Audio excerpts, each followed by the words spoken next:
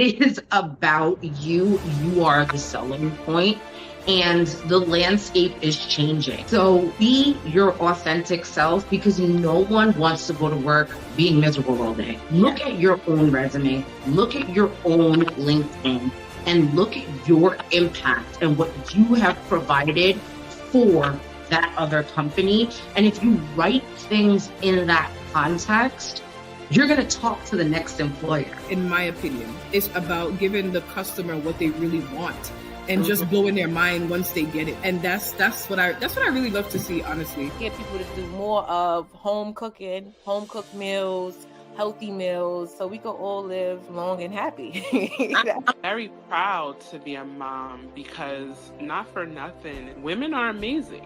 Oh my God, the sacrifice, and how we make it look so easy. I was just telling Joanne before we got on the call, I said, I had to run from my daughter's school. They had an Easter egg hunt. I said, all right, Mom, I gotta go to work. But, you know, just as moms, we make it happen, you know, supernatural abilities. We are the example for them, you know, and I know that with them being a better version of us. You have to try. You never know how creative you are until you try. Because I didn't think I was creative. I found my creative side during a horrible time in my life.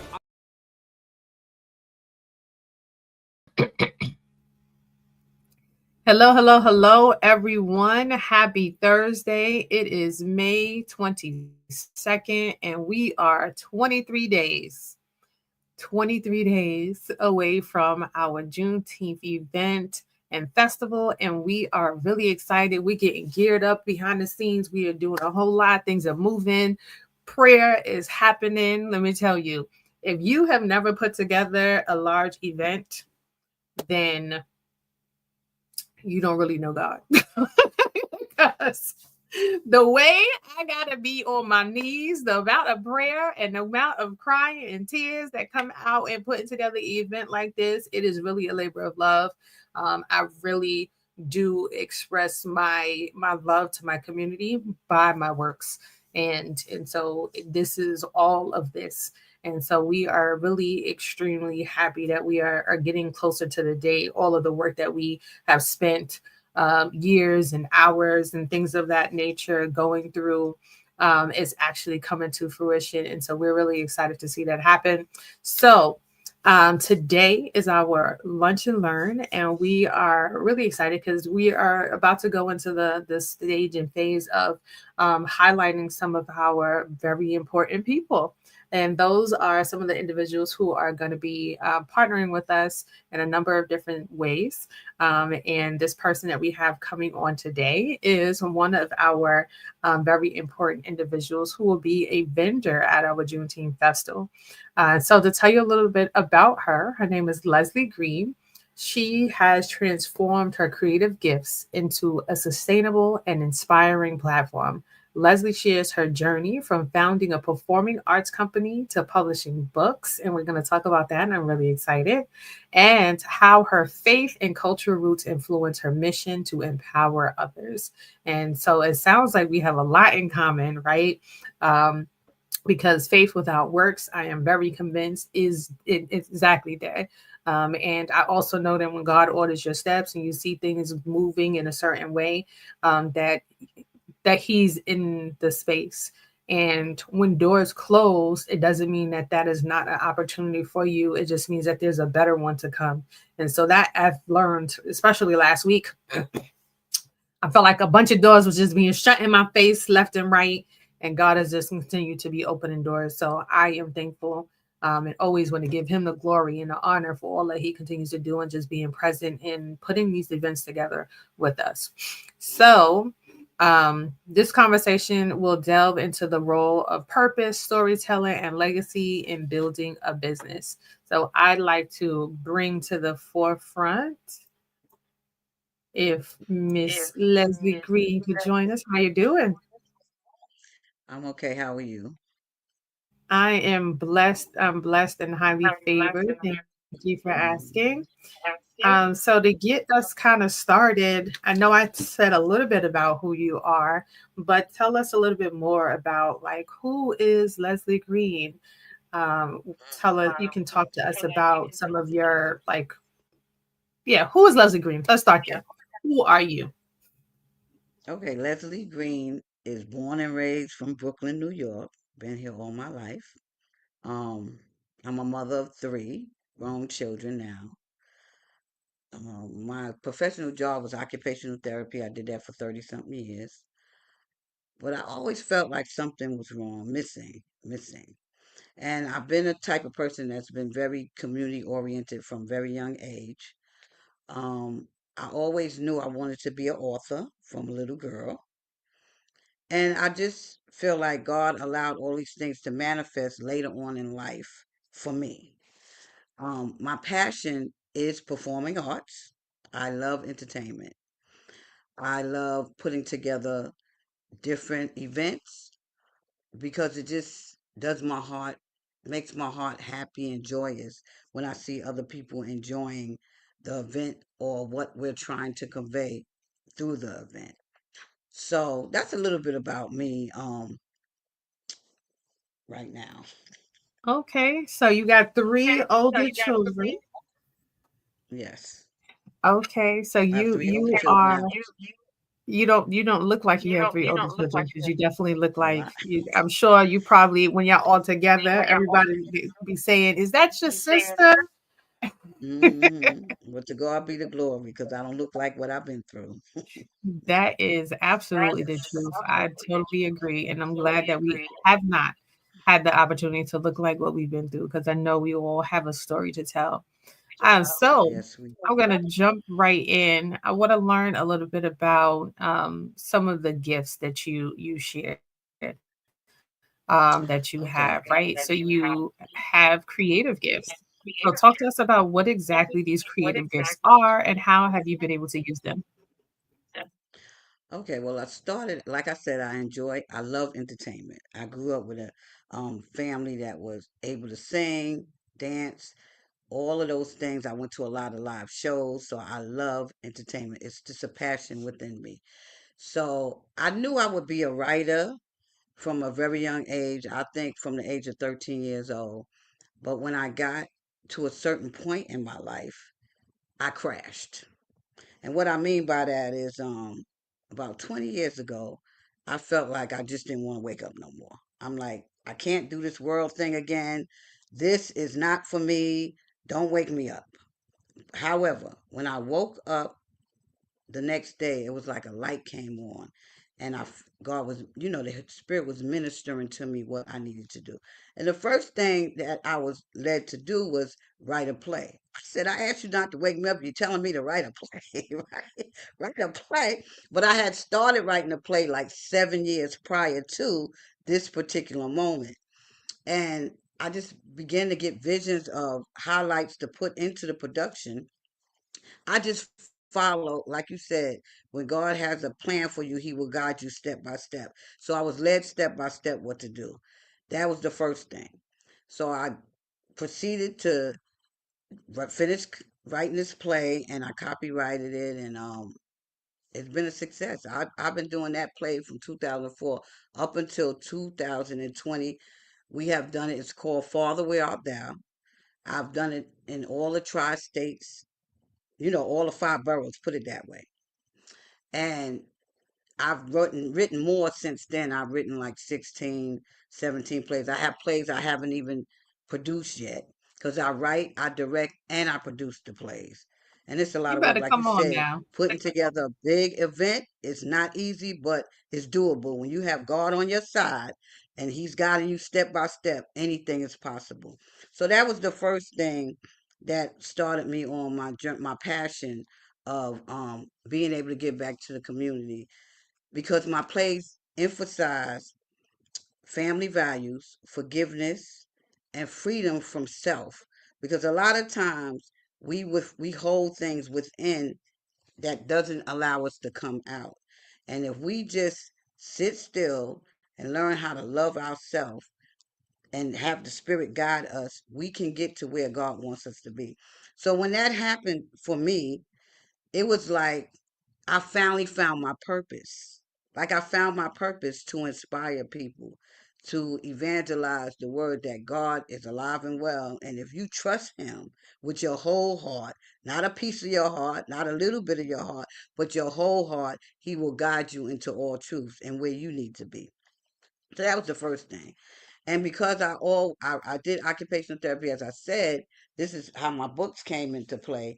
I noticed that children ages um even 7 years old don't know their basic information. So my first book is Hi Mom, It's Me. It's a work for like from birth till whenever, whatever, you can, even grown folks said they can learn from the book.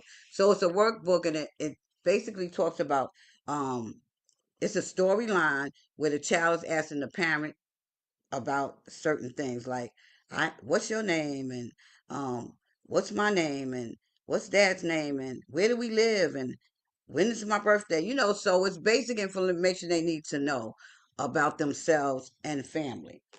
My second book I is like that. about And I definitely think that that is very warranted, especially because a lot of our children, like you said, are not, my kids from a young age. And I wasn't even teaching them, but they were, they would hear me say my number over and over again because I'd be on the phone, I'd be talking to somebody, and they'd be like, "What's your number?" And I say my number.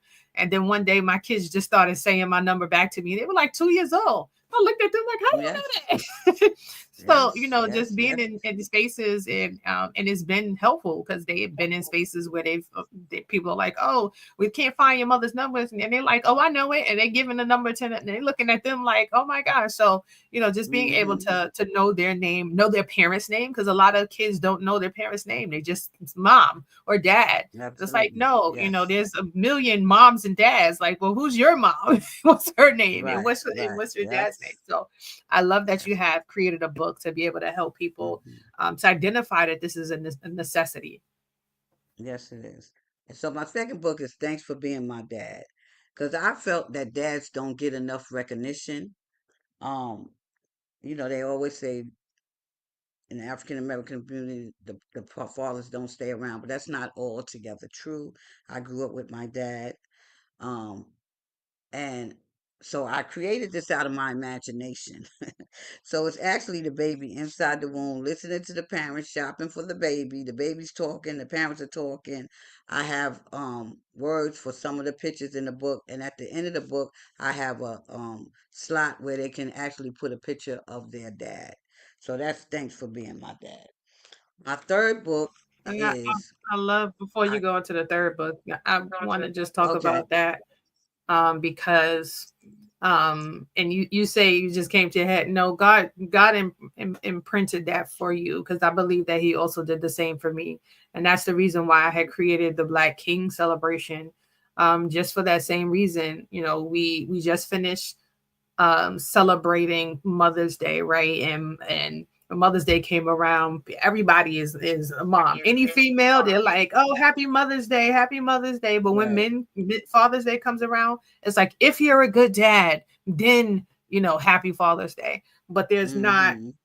we don't impress upon them like, no, be a good dad. Like, what does that look like? And so that's why I wanted to do the Black King celebration, so that we can honor them. And to your point, when you were talking about, as far as men, not being in a Black household, a lot of that is systemic, right? And we forget that it goes all the way back to slavery. And a lot of people like to say, especially now in these days, are like, "Oh, slavery is so far removed from us," and it is not, because there are so many things that we are still carrying the burden from our ancestral days from slavery, right? So men were brought over here initially. They were forced into homes to breed with the women that were on that plantation, and then they were sold to another plantation to breed in that house as well. So even in slavery, they were forced to have multiple, to maintain multiple households and have children in different places. So that kind of transcended, and it continued as we came out of slavery, as Juneteenth came and Emancipation Proclamation was signed.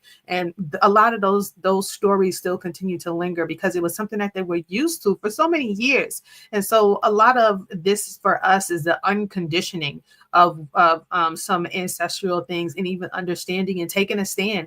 But the first part for me has been, we have to we have to lift up our men because they are our protectors, right? And if we're not giving them the space to protect us, and we're saying we got it, we got it, And I get that. This morning I went to an event and I went to open the door, and the guy was, it's like, oh, I'll open the door for you, and I was like, thank you. And then it was a second door. I went to open the door again. He was like, I said I got it. I'm like, I know, but you was holding that door, So just being in that space. So I'm just thinking about what that looks like for us. So I appreciate the book. I love that, and look forward to having that be a part of the story. And I am going to drop the link for anyone who is interested in coming to the Black Kings, because it is a gala and it's an opportunity for us to highlight. And you actually got to meet some of our Black Kings a couple of weeks ago.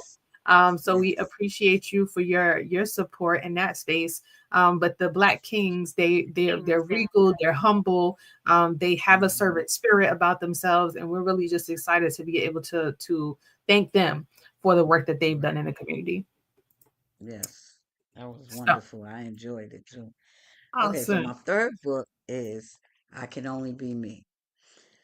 Now, this book, it has a cartoon too. I gave you the link. I don't know if we want to watch it. Then I don't have, but it's more content in this book than it is on the cartoon. So this is I Can Only Be Me. This is me growing up, being bullied.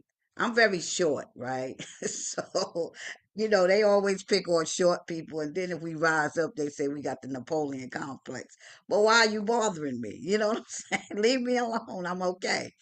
So I created this book because I get tired, or I have gotten tired over the years, people telling me you act like this and you look like that, and you can only be who the creator made you to be.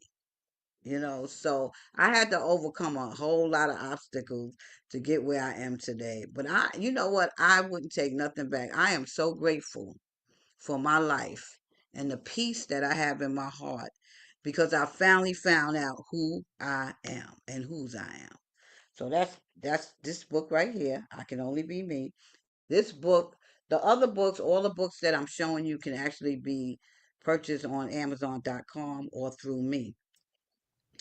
I love that. So, But not like you this said, one. we have a This video. one, yeah, you have a video. This one have to be purchased through me.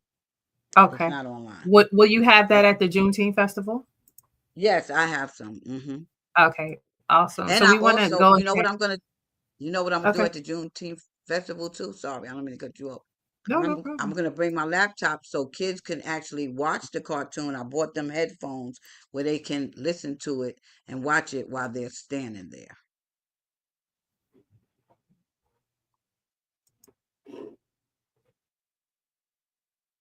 Did you hear that? I don't know what happened. Hello? Yep, we Oh, hear you. we hear you. Okay. So if we can go ahead and show the video. I Can Only Be Me, written by Leslie Green, illustrated by Chris Padavano, narrated by Andrea Brown. When I was born, my parents said, "Who does she look like?" My mommy says, "She looks like me." My dad says, "No, she looks like me." As I grew into a toddler, a family member says, "Hey, she looks like Aunt Boozy." I stand there wondering, "Who's that, Susie? I don't remember a Boozy." Look, she's looking curious. They try to explain who she is. I'm only 2, so what do I do? I'm 5 now. I'm going to kindergarten. Not very happy about it. My classmates say, "She looks like a midget." I said, "What's that?" They look at me and laugh. I walk away wounded and puzzled. I go home and ask my mom and dad, "What is a midget?" Mom looks at me and says, "It's a very short person." I say, "Oh, okay," and run away. I think she just didn't want to get into details or make me feel worse. Time passes quickly, and now I am 8, awkward, shy, and afraid to go by other kids that way. I know they will tease and ridicule me, so I go in the opposite direction just to get away.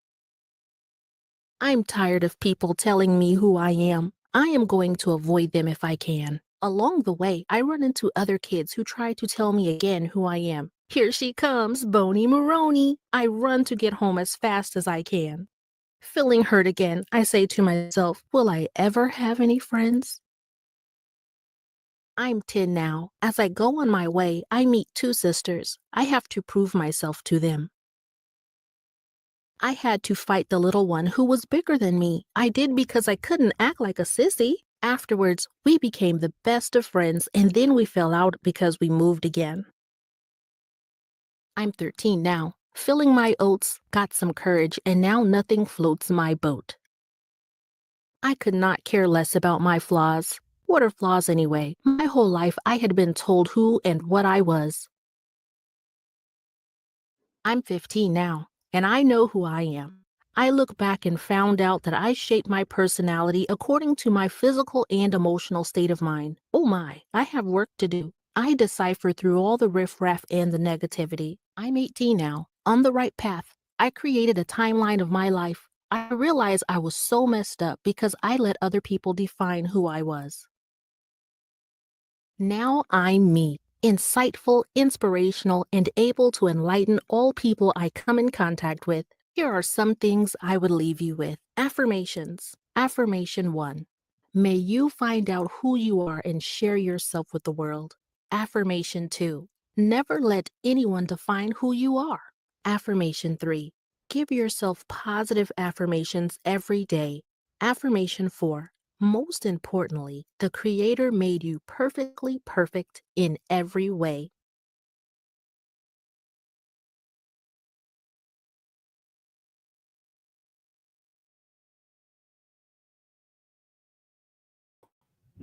Wow, wow. That was so awesome. I really love that. I love how you went through the different stages.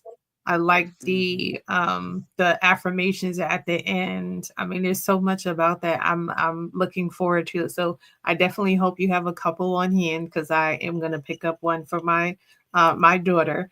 Because she's currently in that stage. She's 8 and while she knows and is comfortable with herself, because we're always pouring into her, there are times when she's out and she's not with us, right? With her friends, and they say something and she'll come home and she'll be like, oh, they're not being nice, or they're picking on me or something along those lines. And it's like, yeah, we all have something that is imperfection for us. An imperfection, like there's no such thing as normal. If you're tall or short or chubby or skinny or big boned or you have a sty or a blemish or any of those things, there's no such thing as normalcy when it comes to that. Like we all have something that we are maybe challenged with, or that is not societal norm alike. So I love, love, love this book. And I actually am going to I shared the link. I know someone had asked for the link. So I did share the link for you to be able to watch it, and be able to share it as well. So thank you so much for that. And thank you, Leslie, for the book. I did have a question that came in on Instagram, as far as the play. Someone said, can we go back to the play? How long are the plays and where do you usually have them? Is it are they free plays? Are they plays that can you share a little bit more information about the plays that you do? Well, the plays are usually between an hour and a half to 2 hours, a full production. And I have them in different locations. I did plays for years at Vaughn King Park in Brooklyn, New York. I did so many plays there. My latest play that I did was called The Trap House. I did it, and yes, they are.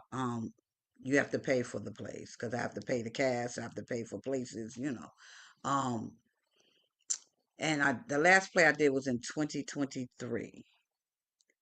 So that was my latest play. I will be working on another production probably near the end of the year. Right now, focused on Juneteenth, and I'm in a play myself in July, which I'll let people know about. If they follow me on Facebook, you can see all the stuff that I do on Instagram under Minister Leslie Green. Min, Min dot Leslie Green. But mostly I put basically everything on Leslie Green on my Facebook page. Okay. So I don't know Yeah. what else they wanted to know about the plays. Oh, they want to No, know they what just want time. you answered all of the questions as far as the play, Okay. but you did mention so you wear many hats. I see, right? You're a minister, Yes. a playwright, Yes. a author. So how do you balance all of that while running your business? Okay. So everything didn't happen at one time, of course. The first thing that happened was the plays. I did that for so many years. And in between my downtime, I wrote my books. This particular book I wrote, this is my autobiography. It took me like 10 years to write this book because every time I went to a certain portion of the book, it brought me back emotionally to what happened at that particular time. So it took me 10 years to write that book. Then when I crashed, I wrote, The Spirit led me step by step how to get a spiritual breakthrough. So this is a step by step guide that God took me through to cleanse my heart and help me to forgive everything that happened to me or everything that I allowed to happen to me and to forgive myself, people that I felt harm me, and to forgive myself for blaming God for the things that happened to me. Because sometimes we blame God and don't even be God, to be ourselves stepping in stuff we ain't got no business stepping into. But so everything came one after another. So the plays first, then the books, and then in 2019 I became ordained as a minister um, from my church, Upper Room Baptist Church, under the tutelage of Bishop William Bennett. So that's how it happened. But I always was one of those people that friends, family, and even strangers would come to and ask about particular things or spirituality. I always wanted to understand the Word of God from a little girl. And I remember, this is funny though, but I remember having my little brother and my cousin, and I'm reading to them the little green Bible, and I'm breaking down to the best of my ability what it means and asking them, "Do you understand what I'm saying to you?" So that's how it happened. It didn't happen overnight. It happened little by little. But it Step by always step. was in me because he said, I knew you before I formed you in your mother's belly. And I put in you what you had to come out. So this is what's coming out now. Because I truly believe that we're going from our end to our beginning. This is our beginning to come back to where we're supposed to be in life. So that's how it happened for me. I love that. So we have a request. We have a couple of comments. So we have, do you have a website or central location to find all of your work? Yes.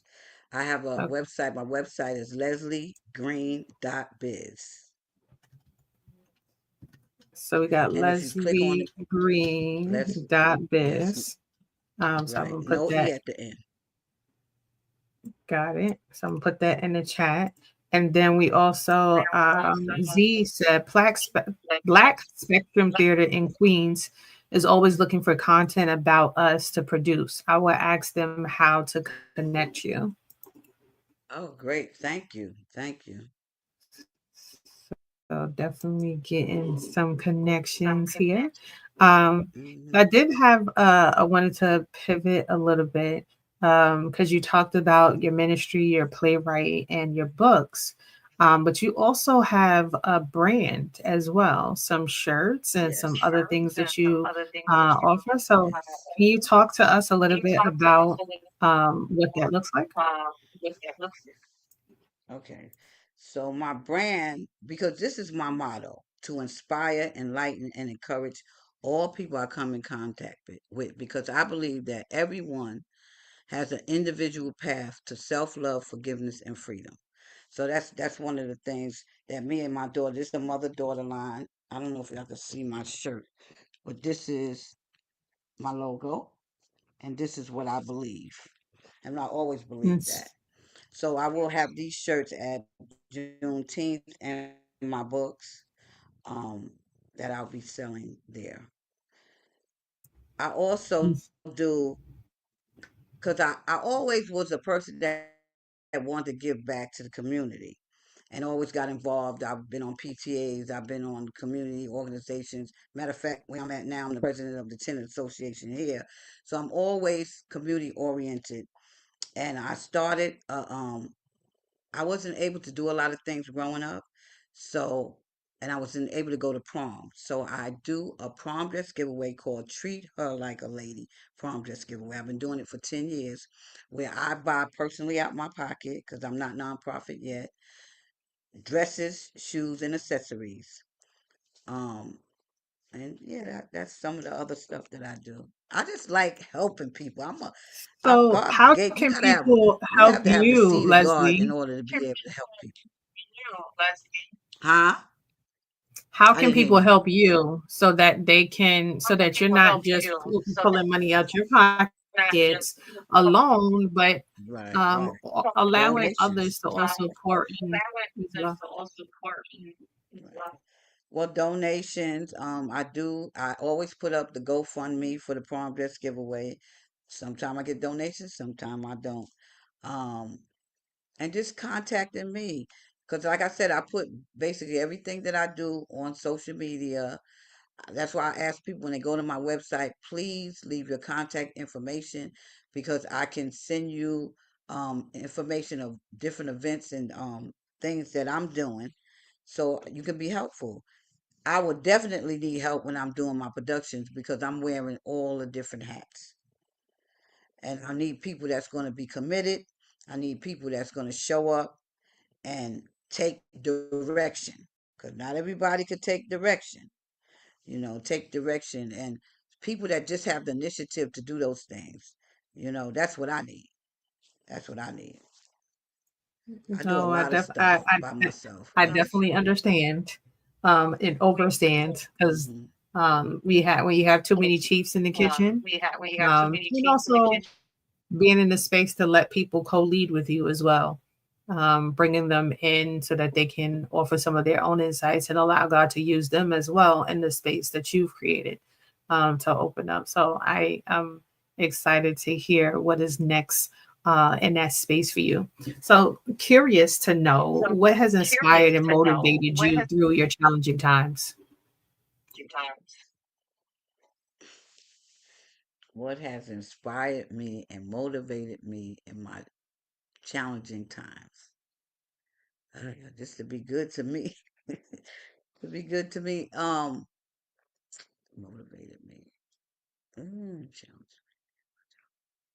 Just being able to be, I'm gonna say it like this, helpful to people. I don't know. I just got a heart for people. I like to be helpful. That motivates me. That makes me happy. You know. And I don't really ask for much. That's maybe my problem. But I love helping people that's going through because I've been through a lot of different situations. So that's what motivates me. The challenges that I had that I can inspire somebody else to come out of, or actually if they need to go into, something that's beneficial to them. That's my answer for that question. It's like that's my answer, and I'm sticking to it. That's my answer. I'm sticking And I to it. totally agree. Like our life happenings. I think I was speaking to somebody earlier today. That is what helps to create who we are, and also helps to create um the support that we need in being the business owners that we are today. So if it wasn't for the fact that we went through what we went through, we wouldn't have learned how to navigate things. I talked about earlier this morning, I was doing a presentation and I shared that I used to do STEP when I was in middle school, and the structure, the succinctness, the organization, working together with other people, like that was my first introduction to it, and I felt like that has definitely carried through everything that I've done. Wanting to work together, but also knowing how to stand out in a fold.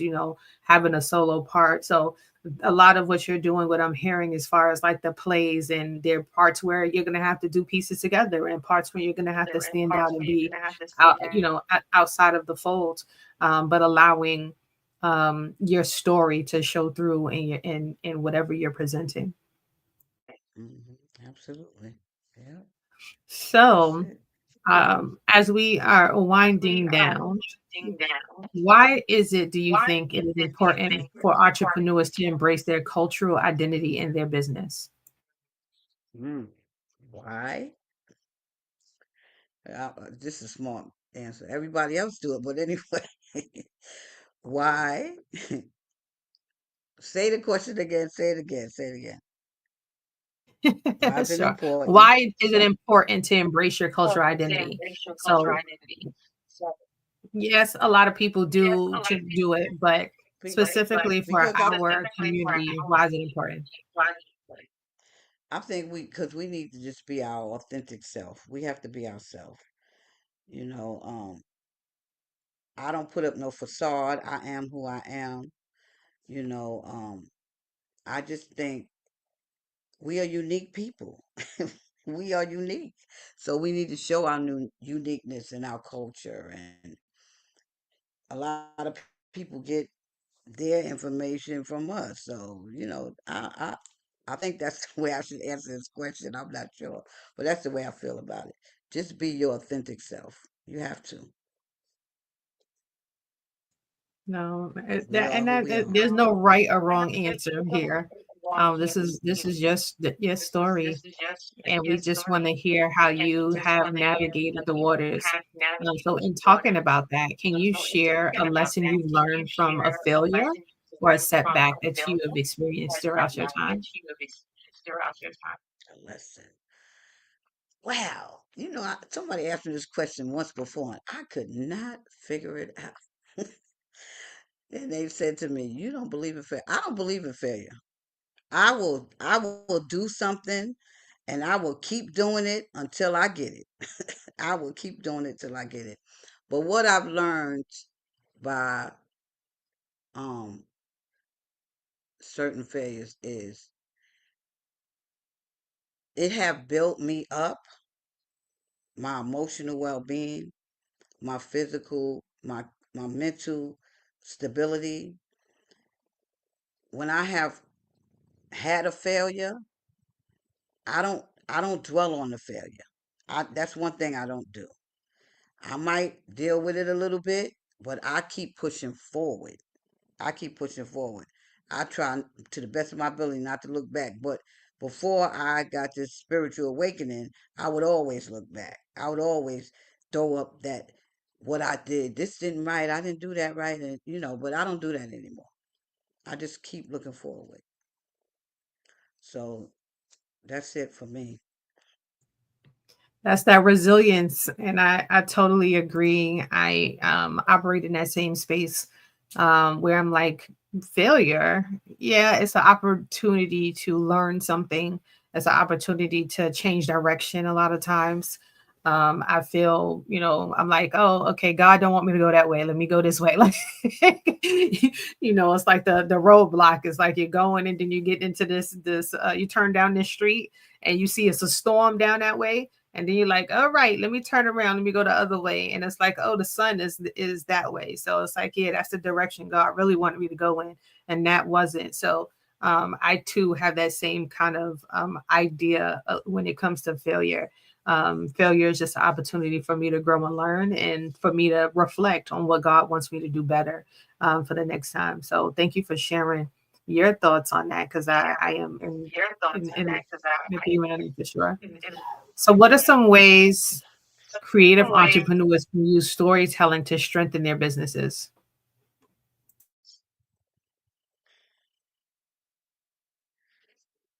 What are some ways to? It depends on what type of business it is. So for me, I got the book, so I can tell them some deep-seated situations I've been in that caused me to look at my life and focus on. I always tell people I'm more spiritual than fleshly. I have been like that since a young kid, where I receive information, you know, um, spiritually, Years ago, people would tell me, don't say nothing because every time you say something, it happens. Life and death is in the power of your own tongue. Okay? So, what's going on in my life right now is what I heard when I was a kid. So now God has allowed it to manifest. And like I said, everything that you're supposed to have and need to know is within you because He put it there before you was born, before the foundation of this world. Put it that way. So, um, that's it. I love how you like, that's it. That's it. So as we are closing and winding down, can you share one message you hope every attendee takes away from today's session? Just be yourself. And sometimes we have to go within ourselves to find out who we are. And that might take you just to shut down from everything that you think you know. Your mama said, your father said, your papa said, everybody said, and listen to your intuition and that spirit within you because that will guide you into where you need to be. And you'll be able to flourish and be able to inspire and encourage and enlighten somebody else. That's my Come on, inspire, enlighten, encourage someone else. I love that. So this is my last question that I am offering up to you, and especially because you are a part of the community that is Juneteenth NY, and we are excited to have you on board. We would like to know, what does Juneteenth mean to you? what Juneteenth means to me that I'm part of a culture that made it through without any spots or blemishes. And I'm resilient and I'm going to keep going and I'm going to be there for people. I'm going to say people in general, whoever needs to speak to me, talk to me, needs something from me. I'm just going to be there because that's who the Creator made me to be. And that's what Juneteenth. And I'm just be able to be who I am. I'm free to be who I am. I'm free to do what I feel I'm being led to do to help others. And that's what it means to me. It means to be free and be your authentic self, whoever that may be, positively.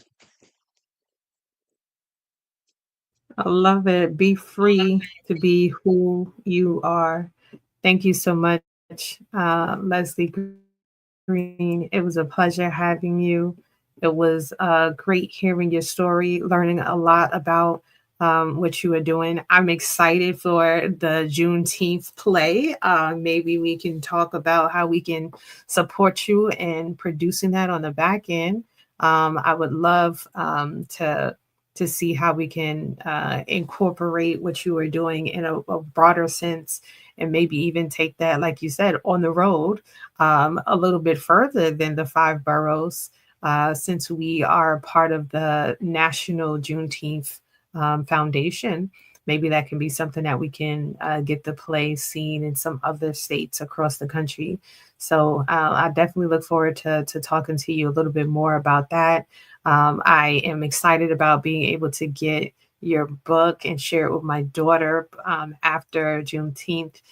So, everyone, please give Leslie Green a round of applause. Thank you for everyone who has been joining us on Instagram and on Facebook and on YouTube and on, I said that right, Instagram, Facebook, and YouTube on today. You'll be able to see and engage with Miss Leslie Green at our Juneteenth Festival on June the 14th.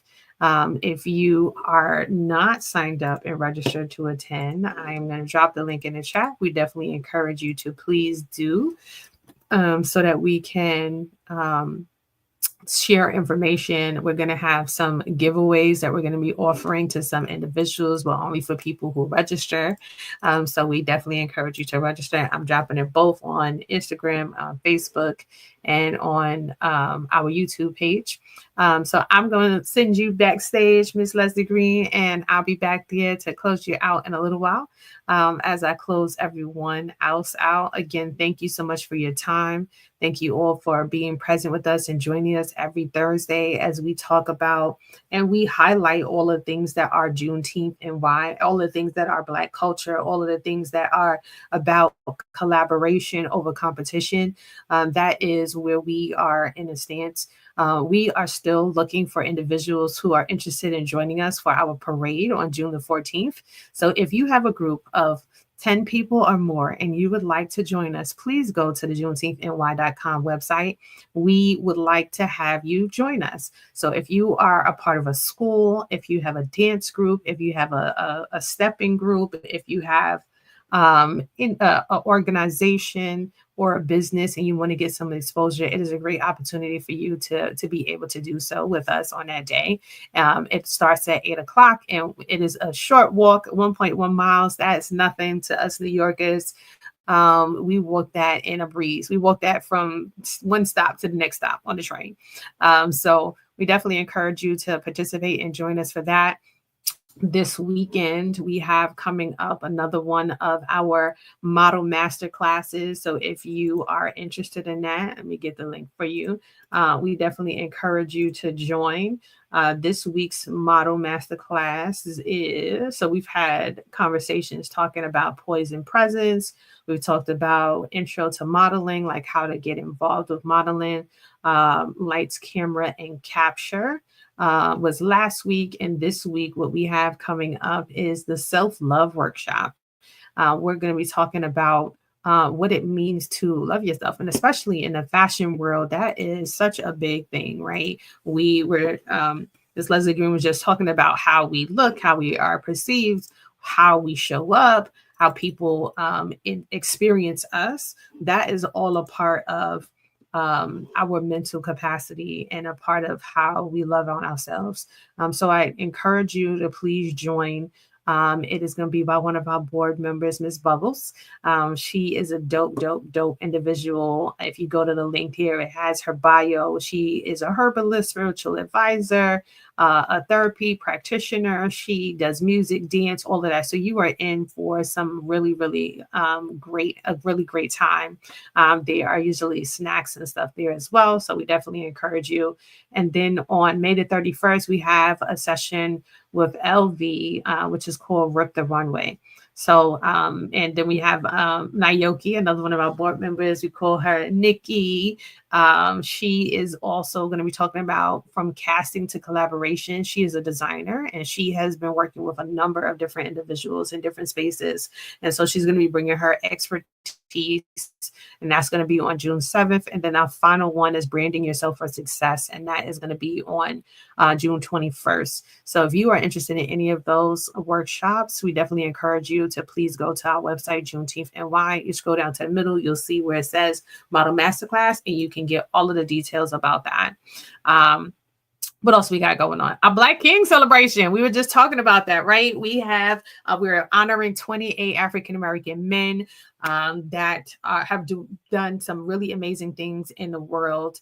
And we're going to be putting their crown on. So we want you to join us. It's going to be a great opportunity to network with some high profile individuals that'll be in the room. We do have a limited space. If you go to our Instagram page, you'll see we have a little promotion that's going up that's just going to be happening just for Memorial Weekend, just for 2 days. So if you are interested, we definitely encourage you to go and check it out and see what it is all about. But that includes food, it includes spirits by our sponsor, Juju Vodka.